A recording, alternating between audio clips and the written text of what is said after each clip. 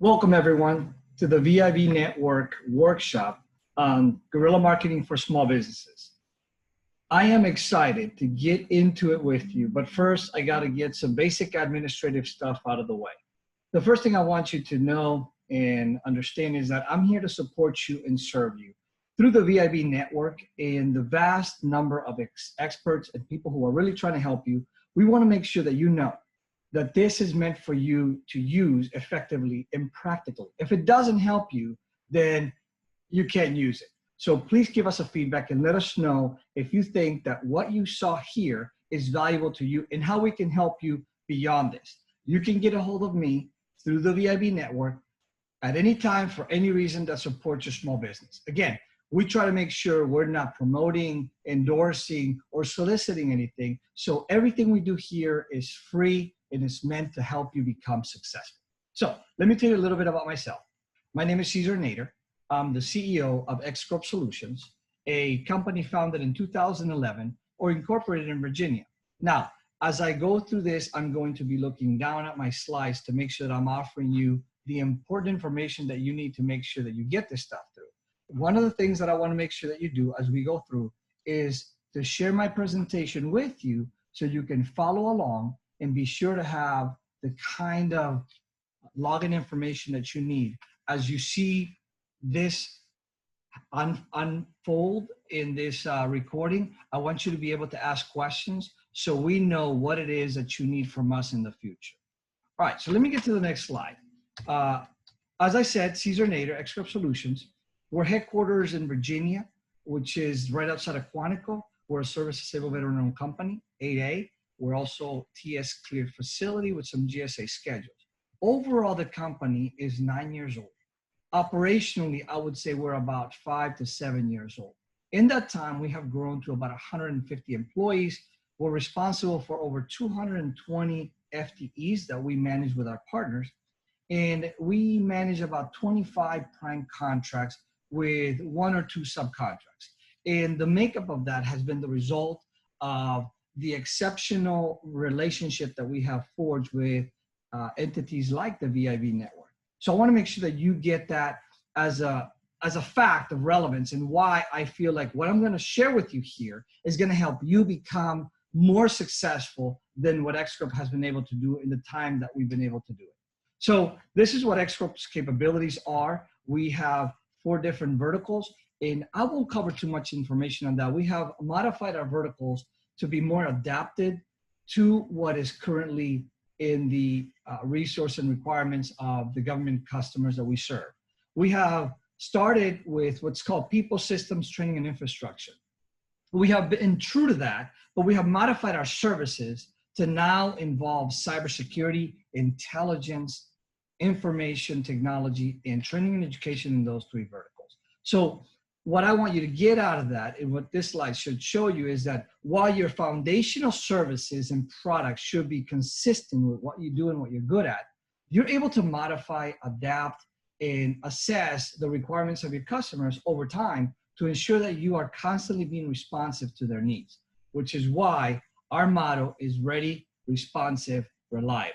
And again, back to marketing, you want to be consistent with your brand and your message. So everything you do is relevant to that particular brand and that message. So here's our agenda. This is the meat of the whole presentation and why I want you to pay attention, take notes, and please, please, please let us know if you like what you see in the way that I've done it. So I'm a Marine, 21 years of service, 10 enlisted, 10 officer. I got out in 2011. And one of the things that I kept with me is the simplicity of the KISS method. Keep it simple, stupid. So this is Marine proof. I created an acronym that's called STGS because in marketing, you want to remember those 4 pieces for your marketing structure. And these are things that you can do in any way, whether it's daily, weekly, monthly, quarterly, annually, and then repeat, right? So we're going to talk about marketing skills, the things that you have to develop in order to go after some of the customers you want. Put some tools together, and we'll talk about those tools. Then some goals. You have to set those goals because those goals will allow you to implement the tools and use the skills you have to ultimately meet a marketing schedule that should be the basis for your cyclic process. And if you do this consistently, I am confident that you will be successful in your pursuit to gain government contracts and grow your company. So let's get into the process of our agenda for the marketing skills. So the first thing I tell my fellow business owners is that you have to know your trade. One of the things that you have to be good at is look in the mirror and ask yourself, is what you are offering who you are and what you do? Because if you're just trying to sell a product or service by making it yours, it's just not going to work.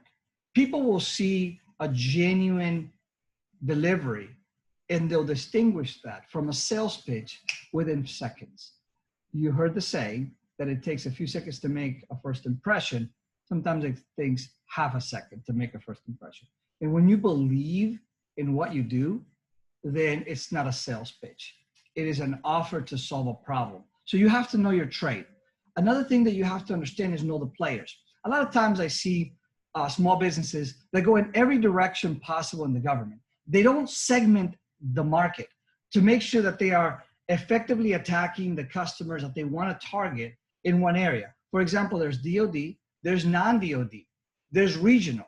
You got the DC area, which a lot of people focus on, but you may not know that Huntsville, Alabama has a lot of government agencies or a lot of government contracting requirements that nobody pays attention to. Did you know that Colorado is another hub for government contracting? That's where NORAD is, and everything supporting that command. And then you have the West Coast, which has different segments, most of which can be consolidated into the San Diego area, where our VIV network has its headquarters. So you have to know how to segment your market to know the players and figure out where you want to go after. Now, there's also agencies that focus on services, others on product. But for the most part, when you have a requirement for, say, security, you can go a little more wide on some of the agencies that you want to service. So the key, again, is to know the players. Now, a lot of times we know what we want to do, we're good at it, and we know the players that need it, but we don't know their issues. We tend to just market to customers based on the fact that if they just let us tell them what we can do, then they'll figure out a way to use us effectively. You have to know where to go find the issues that are key to those agencies so you can then effectively target those customers and provide them with the service that you know, knowing their issues. One of the places you can look at this is the GAO reports. The GAO makes a great report on different agencies and their weaknesses and what they can work on. So if you Google GAO reports on, and you either type your trade or an agency, you can be more surgically effective in how to target your guerrilla marketing. Another way that you can figure out the requirements of your customers is go to their webpage.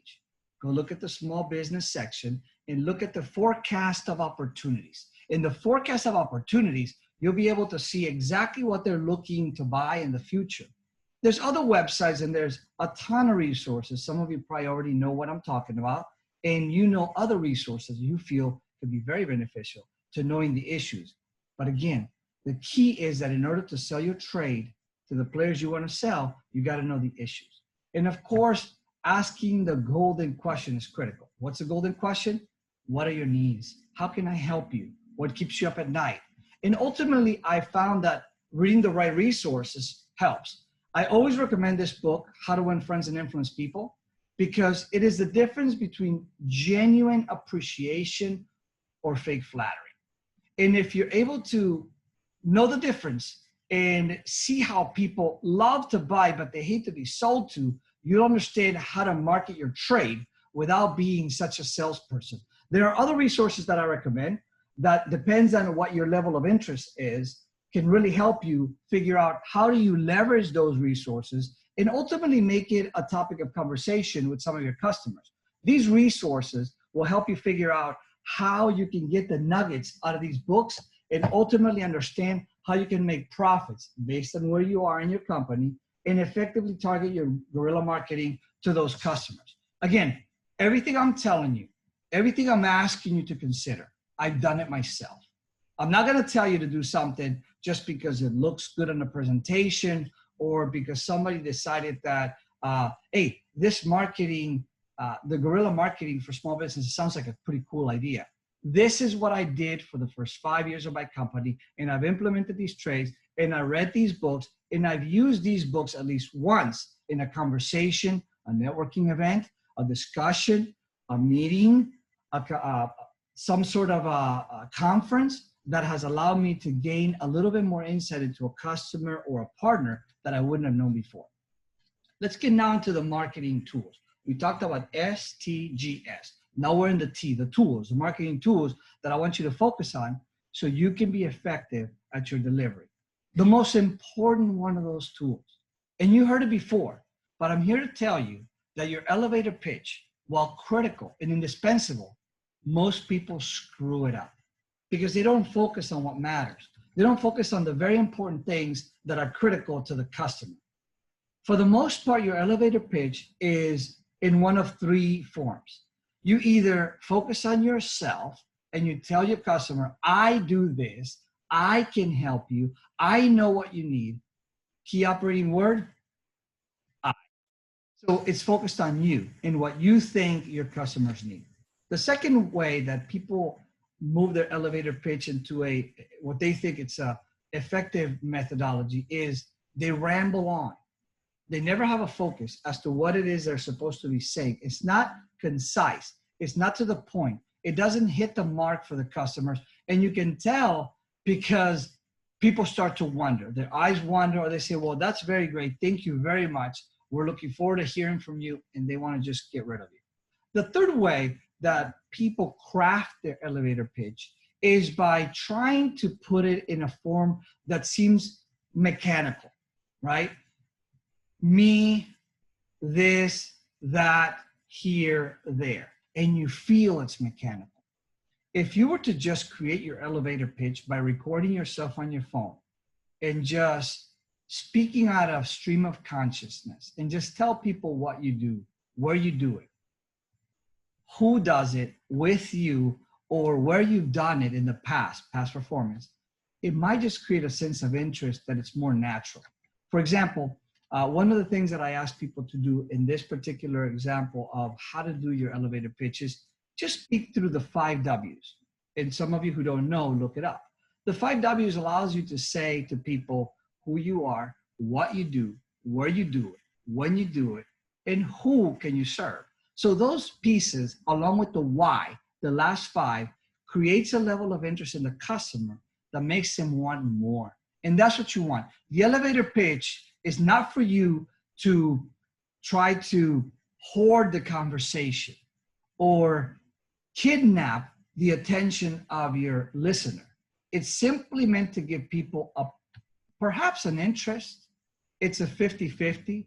Imagine you are in an elevator and you have less than 30 seconds to say exactly what it is that you do, where you do it, when, who, why, right? So the key is to be very concise and precise to the point and quickly see after all this is done, the why it's important may just trigger an interest that allows you then to get to the next level, which is, do you have a business card?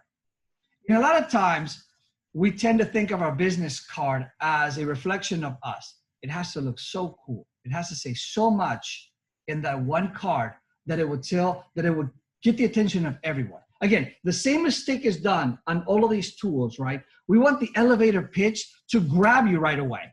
And it's not meant to do that. It's simply meant to tell those who are listening, whether you're talking to someone directly or in a group, listening, wait a minute, I have a need for that. Hey, do you have a business card? And when you give a business card, it should be very simple. Just like you see on the screen, your business card should tell people right away who you are and your contact information. This will allow everyone to understand exactly how to contact you and what you do for a living as well as who you work for. Now, I hate to see people that use their business card effectively on one side and then they leave it blank on the other side. The other side of your business card should be your miniature capability sheet. In very simple language, it should give them the website and what you do. Now, in my card, as you can see here, I added the NAICS codes of each of the verticals that we focus on. Now, you may have a lot more verticals. You can do it in a different way.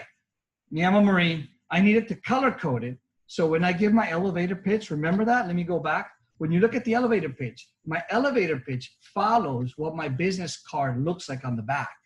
So when I talk about who we are and I start in the front, right? I say, I'm Cesar Nader with X Corp Solutions, and we are 8A or Hub Zone or Woman or whatever it is. And here's what we do. We do these 4 things, and we do them for the agency such, such, and such. We'd love to have some conversations following that if you're interested. That's simple. That's to the point. It follows the same theme of being effective, concise, and precise in your delivery. Once you get that business card to your audience and you're able to effectively ask for a business card back, that's your most important goal. A lot of times we even go to an event, right? We do those matchmaking sessions, the speed dating, as I call them, speed business dating. And we want to take the 5 minutes to tell them everything about us. That fallacy of talking about me. You want the elevator pitch to be your quick attention gainer. You want your business card to be the point at which somebody may be interested in you in a way for you to get their business card. And then hopefully when you get that business card, you want to send them your capability sheet. Your capability sheet should be, again, a more expanded version of your business card, a more elaborate and more effective way to deliver that elevator pitch. You started with your elevator pitch. You got to the business card. And now you get to do a 1 sheet of paper, 2 sides, capability statement. That's what it is. Know the difference between capability statement and capabilities brief. Your capability statement should say right in the front, on the left side of your screen, what you do, your mission, maybe your differentiators, and then a quick synopsis of your corporate information with the NAICS code. Notice that I'm not telling people on top of the capability sheet that I am a set aside or I'm a disabled vet, nothing. That's hidden down there on the bottom left-hand corner, somewhere in there. Because if they want to get to me through one of those vehicles, they're going to ask. And what you need to do is make sure that you give them that option, but don't make it so you lead with those set asides. Nobody cares about what you care until you care about what they care. And they care about you solving their problems. They're not trying to solve your problem, which is to get more business. They want to know if you can solve their problems, consequently giving you the business that you want. So on the back of the sheet, what I did is expand on what was in the back of my business card, right? You see the 4 quadrants there that tell you exactly what X Corp Solutions does and how we do it, where we do it, and even some samples of our contracts with the contract name and number so they can go verify that. That's important. Why? Because when you look at the front of my capability sheet, in my case, you notice there's like 15 to 20 NAICS codes. So I'm sure a lot of you guys are calling me out and saying, wait a minute, Cesar, you just said you're supposed to focus. But here you are being a hypocrite, doing everything for everyone. I didn't start that way. I started with 1 NAICS code, believe it or not. I was in language translations and language testing. But over time, as you're a small business, you start to take on different aspects of the possible customer requirements. And you start adding specific experiences in other areas. So because our focus is in professional management integration, which is people, and we have an intelligence, security, and cyber piece that you see on one of our core competencies, as well as facilities and property management, which we do, and ultimately training and education, there were several NAICS codes that started to be added as part of a secondary layer of services that we were providing the customer. So because I have several NAICS codes, you notice I highlighted some of them in there, so they're not all the same color, to kind of focus the attention of my audience into the ones that I believe are more important and interesting to them. Ultimately, focusing on them and not on me. Yet, giving them a menu of options that they can select from in case they want to get to me. On the back, I follow up and I validate what I'm asking them to do for me, which is to believe that I can do these NAICS codes. In the back, I show them several contract samples where I actually have the required NAICS codes that I'm talking about.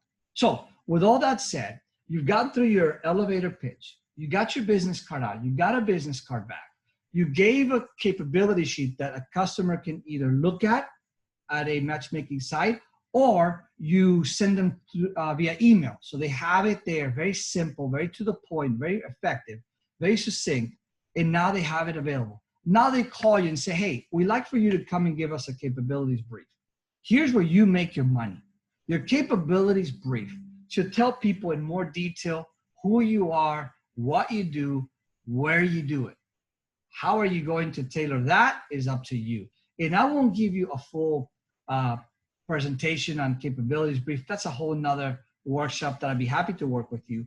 But the most important thing that I have done for small businesses when I mentor small business owners is to make sure you tailor it.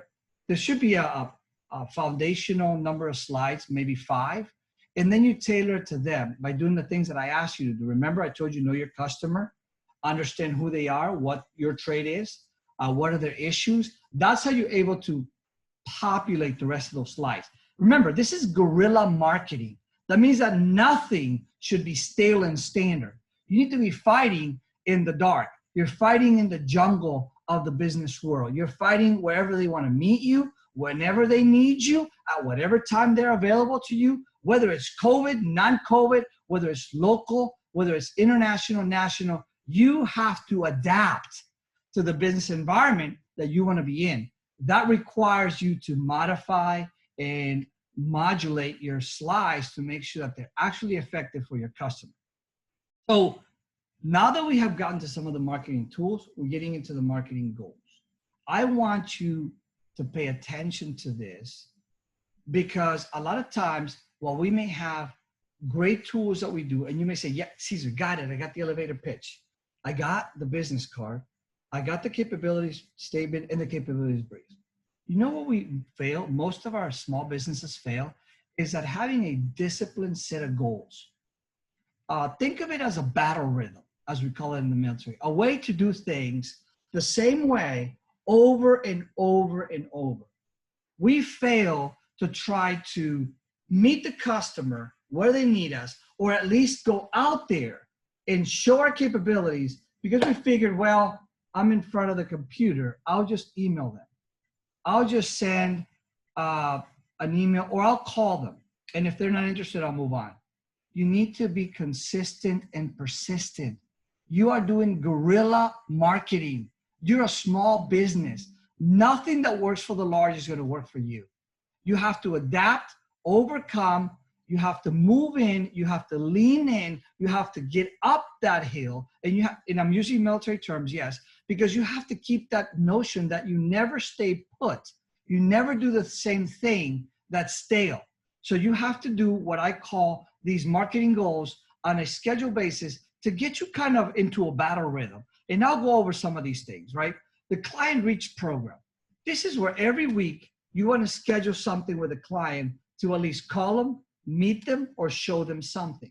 In any way, meet them at a conference, meet them at their office, call them, email them, keep an active process with that client. And then use a log, a schedule log, to know when you contact them for what, in which method. Was it email? Was it in person? Was it an event?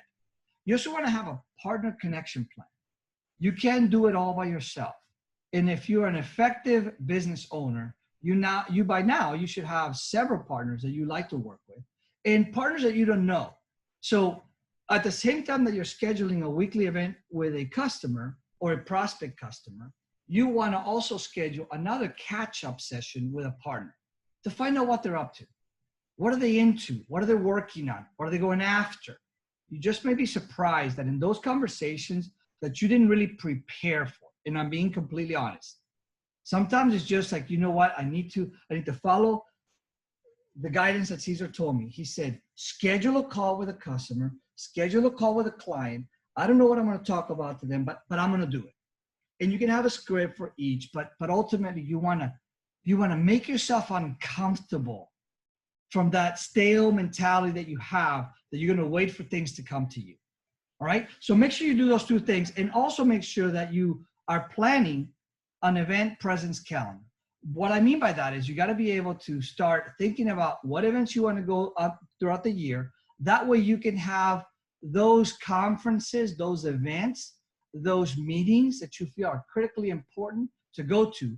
For example, one of my favorite events to go to is the VIB Network conference that they do once a year.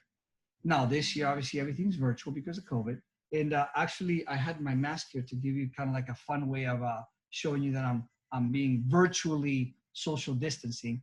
But in any case, joke aside, I have 3 events that I go to every year that are critical. And the VIB Network event is one of the key conferences that I go to because where I can get the most out of my business marketing in a very effective environment where the ratio of contracting customers to contractors is very, very low, very, very well matched.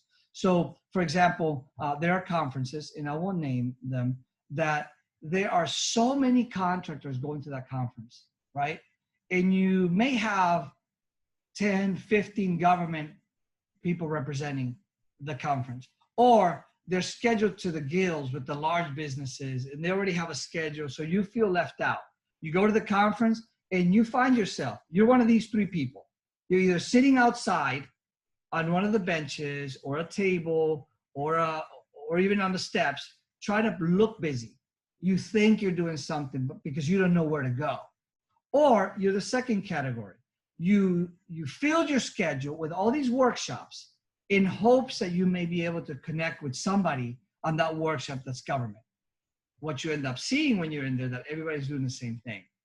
Or you're the third category that goes to a conference, doesn't accomplish anything, only goes to the matchmaking that they set you up with, which is usually 3, maybe 5 if you're lucky, but you have no desire or intent to actually be effective and persistent and consistent on your marketing campaign.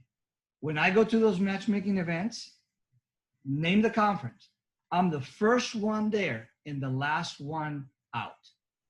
I may have 3, maybe 5 scheduled appointments, but I got to tell you, I'm the guy that's going to say, I'll take it the moment they say, hey, anybody want to talk to Sandia Labs? I'll take it. Anybody want to talk to SOCOM? I'll take it. Anybody want to talk to HHS? I'll take it. If I'm not doing anything and I'm not scheduled, you can be sure I'm going to be guerrilla marketing to any and every possible customer. I have had success in some of these exchanges where I didn't intend to meet that customer, but I met them anyway, just for the opportunity to learn how to market to them, just for a chance to have a conversation and or an opportunity to practice my elevator pitch, to practice my business card technique, to show my capability sheet and follow up with them when I get their business card with my capability sheet and possibly a meeting for a capabilities brief after the conference.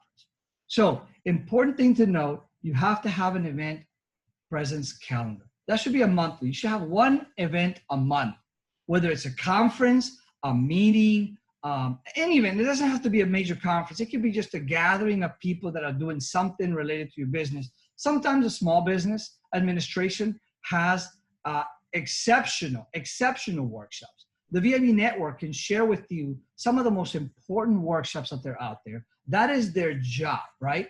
They're focused on trying to get veterans that are going to be effective at marketing. And no matter where you are in the region, in the national map, on the national map, they could probably help you figure out where you can go to meet like-minded people or a group of folks that are meeting for a business reason, or you can go to the local SBA and find out where's the next business opportunity. Go to some of the Chamber of Commerce events. So my point is, event at large, doesn't matter what it is, get out there. Practice your tools. Don't sit there and get stale. Allow people to hear you so you can get comfortable with your pitch. Finally, opportunity responses. If you care about nothing else and you tune me out, and maybe you have me on mute because my voice doesn't sound good to you over the internet, I want you to unmute right now. Unmute me right now. Hey, you unmute me right now. This is the most important bullet that you need to understand. Opportunity responses. I would like to give you a historic play-by-play account of how many times was I able to turn an RFI into a meeting or an RFI into a contract award by just responding to it. I tell this to all of my fellow business owners. Please respond to RFIs, and not in a crappy way. And I'll be blunt with you. If your response is, I'm not supposed to say any bad words, manure, you're going to get no response back. But if you're effective at responding to the RFIs like you would if you're responding to an RFP, like a mini proposal, you're going to find a lot of people interested in you and what you do. And ever since we started responding to RFIs, we respond to them as if we're submitting a mini proposal. And I want you to consider doing that. If you need resources, I have several examples of RFIs that I can share with you. RFI as well as our response. We support another great organization that we give them a workbook of RFI responses. You're welcome to have that through the VIB network. Please reach out to them. Tell them you like what you saw here and you would like a copy of the RFI response workbook that Cesar has provided to other business owners. I'll be happy to share it with you. Bottom line is, learn to respond to RFIs because that'll get you one of three things. It will get you an opportunity to open the conversation with that agency, number one. Number two, it allows you to practice the way that you deliver your message. More customers will be able to know what you do, and when the time comes, they just might call you. Number three, it allows you now to have direct access to that client. Because now, instead of meeting them at a conference, at their office or an event, they're interested in what you have to say. Now your capabilities brief is going to come into play really well. Remember, we're going to adapt it to that response for this customer with the who you are, what you do, and where you do it. So keep that in mind as you're thinking about, why did I care about this guerrilla marketing for small businesses? Respond to RFIs. Now, on your marketing schedule, I want you to think about doing things daily, weekly, monthly, quarterly, annually. It is important that you keep that in mind because if you wake up with a purpose, even if you are a small that's sitting at home and says, well, where do I go? Who do I talk to? I already told you, you got to pick a customer. I don't care who it is. If you don't know for sure, pick an agency and start calling, emailing, asking for an appointment. Again, I'm talking post-COVID. So try to adapt to the intent of my words, right? You want to be able to meet a new person every day. How do you do that? Call, go to an event, right? I made that effort when I first started, and every single day I made it a point of meeting a new person, trying to get a business card. Now at a conference, if I met 20, 25, 50, I met my quota for the month, right? And then I filed those business cards. I had a booklet with a binder, with government, and I had another binder with contractors, quote unquote partners, right? So I can use that, remember, to set up my weekly meetings with a customer, a possible client, and also a prospect partner, okay? Make sure you do your social media workout. And I'm talking about specifically LinkedIn. I don't subscribe to the other types of social media. I know there's Twitter and FaceChat and Instabook and all those other, Tiki-Taki and all those other little media outlets that everybody wants to be a part of. But if you are everywhere for this particular reason that you're going to be focused in, you're nowhere. LinkedIn is the social media, the prime social media tool for businesses. That's where I meet a lot of the people that I do business with. And that's where I try to connect with people that I want to do business with. So LinkedIn should be a no kidding daily workout for you. Beyond that, it's up to you. You might have great success in Twitter or Instagram. And again, it's up to you. But my focus is to get you to start to be more active in LinkedIn. Now, I have a whole workshop on how to network on LinkedIn. And I talk about the 3 levels of networking. If you're interested in that, please reach out to the VIB network and tell them that you'd like to follow up with a workshop on how to network on LinkedIn. Also, and finally, email and old contacts update. Don't let your contacts go stale. If you haven't heard from somebody in a while and they didn't respond, reach out to them again. you don't want to annoy them and don't want to be the salesperson that says, hey, I haven't heard from you before. I would like to sell you my product. If you let me know when I can talk to you, I'll be happy to schedule a meeting. That's not what I'm talking about. I'm talking about a genuine interest to meet and connect with others that you feel are going to be important to them, not to you. And if you do that consistently, you'll be very successful at growing your network and possibly getting yourself in a contract. Now, weekly, I would like you to make sure, like I told you before, set up in-person meetings, right? One on the customer side, one on the partner side. You need both, because that customer will probably tell you who you should be working with or what you could be working on, but you don't have the partnership for. That partner can also introduce you to customers you never thought you would meet, and or ask you to join on a proposal that you never thought that you would be part of. So that's why you need to do that weekly, because opportunities happen almost in real time. As we speak, there are opportunities being posted on the SAM website that you can actually go after, but you can't capture everything. So you need partners and customers to help you close a loop on the possibilities that you can gain from having that guerrilla marketing. Guerrilla marketing is about being effective with minimal resources with the maximum effect. I already mentioned to you that you should call or visit an OSDBU, a KO, a core, or PMO. PMO means a customer-facing client, like the actual client that needs the work that has to go through a KO to have the requirements set, and assigns a core for ultimately for that work to be supervised. So you want to meet with any of those categories on the customer side. And ultimately, like I said before, and I'm going to reiterate, identify an opportunity that you want to respond to. An RFI, an RFP, an RFQ, a grant, an OTA, a CRADA. There are several opportunities out there that you can be a part of or that you can be leading with some partners, but ultimately you have to identify it. Now, on a monthly basis, I want you to get your calendar set to attend a meeting, be part of a conference. Like this month is the VIB Network virtual workshop. What are you doing next month? What are you doing in the seasons of the calendar year, which I'll talk about? I want you to seek new certifications and partnerships. Now, certifications are things like GSA schedules, ISO 27000. You know that now that we are required to do CMMC for contracts, you should be getting ahead and getting your CMMC certification. If you're interested in that, again, contact the VIB network separately through their email, and then ask them to give you information about companies who can do CMMC certification. Ultimately, seek new clients, right? Unsolicited proposals are a beautiful thing. Remember I told you earlier that GAO spits out reports monthly about things that agencies can do better or are not doing so well? You can write a paper or an unsolicited proposal to solve that problem. You don't have to wait for somebody to give you a meeting or ask. Just submit it, publish it, go on LinkedIn, and share with your network. There's many ways that you can reach out to new possible customers, but you're not going to do it just sitting at your home all day.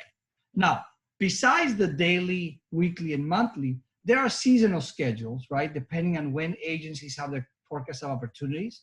Also, there are fiscal calendar year schedules, which means that every quarter, the government tries to spend a certain amount of money. In the first quarter of the year, which is going to start here on October 1st, and goes through the end of December, I call that the hibernation quarter. That's the time when the government is asleep, nothing happens, they're trying to approve budgets. It's very hard for them to actually get traction. Plus, everybody goes on vacation, nobody wants to do any work. And look, I'm talking to you unfiltered. It's the reality of the first fiscal quarter, especially this year with both election, budgets not passing, and a challenge in the political landscape. You're going to have a hard time trying to figure out how to navigate the first quarter. So what I recommend you do, since you are a guerrilla type faction for business, is go inside of your company and figure out what is costing you money that you need to stop paying for. What are you not spending money on that you should be adding? And how are you being more productive, more efficient, more effective at your guerrilla marketing for next year? Those 3 months should be your timing for planning every event come the second quarter, January, February, March, and most importantly, the third quarter, April, May, June. That's when you hit the ground running with as many conferences, as many events, as many partnerships, as many proposals, but you have to plan that every season, every quarter, to make sure that you are actively working on that battle rhythm that I told you about. Finally, your event schedule should match that season. In the first fiscal quarter of the year, you should be looking at events that are going to help you grow as a leader, grow as a C-level executive, grow as a manager, as a technical manager or an operational manager.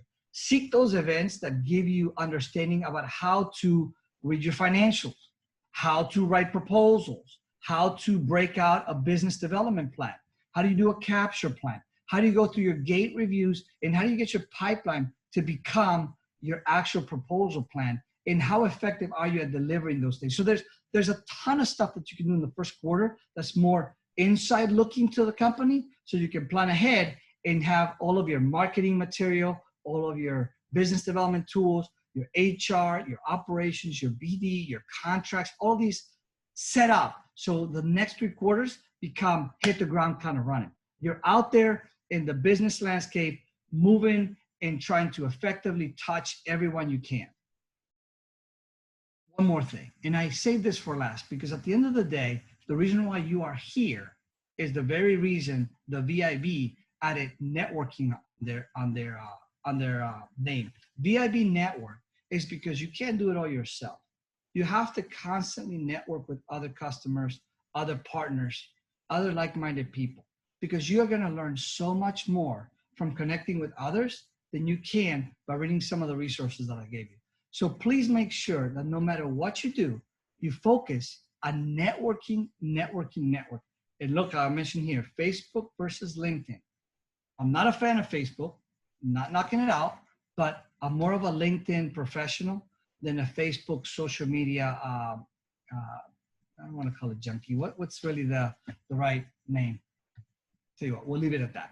So I don't have anything left. I would love to follow up with you on this. If you have any questions, please contact me. My email address is right there, or you can contact the VIB Network Conference team. They'll be able to help you with anything that I talked about here and allow you to share with you any of the resources that I shared with you. So try not to doubt the fact that in this process that I share with you, you need to make sure that you are taking notes and asking questions that will allow people to figure out how exactly are you marketing your company best. Now, I'll give you a couple of my own personal keys to success, right? If you're the kind of CEO that leads from the chair, get off your chair. Get out there and do some BD. Nobody can sell your company better than you. Nobody's going to speak about it better than you. Lead by example. And if you're really going to be doing some, the kind of marketing that people need to understand and learn, teach your people the very marketing you're trying to expose to the public. So practice it on them. Everyone that I bring in the company, I indoctrinate personally at the corporate team to make sure that they know our culture, our vision, our mission, our motto of ready, responsive, reliable. What are the things that make us tick? How do I want them to talk to customers? Who are the customers we're looking after? We develop even a strategy every year. If you look at my signature block, when you send me an email, every year we have a theme. This year's theme was exceed expectations. We have another theme for next year. We had a theme last year. So try to motivate your people so they're always feeling like they're not just selling something, but they're offering a solution to your customer that's valuable and unique. With that said, thank you so much for being here, for listening. I hope this was very valuable to you. And if you'd like to talk to us, go to the VIB Network or email me personally. God bless you all.